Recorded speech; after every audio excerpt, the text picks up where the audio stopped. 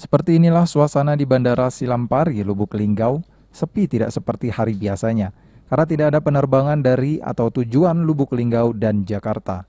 Terlihat sebuah pesawat dari salah satu maskapai parkir di Bandara Silampari akibat sepinya penumpang.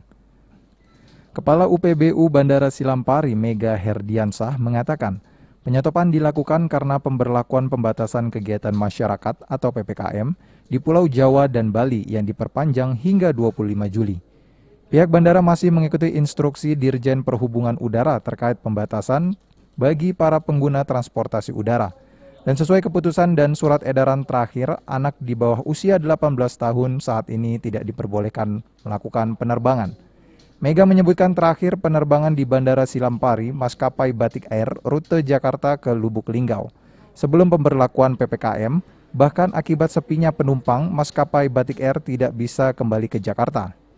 Terkait dengan PPKM sampai dengan saat ini kami masih mengikuti instruksi dari Dirjen Perhubungan Udara. Memang betul, jadi sesuai dengan keputusan dan surat edaran terakhir, bagi anak-anak di bawah 18 tahun itu memang tidak diperbolehkan melakukan perjalanan transportasi udara. Meskipun tidak ada penerbangan, namun untuk pelayanan di Bandara Silampari tetap dibuka.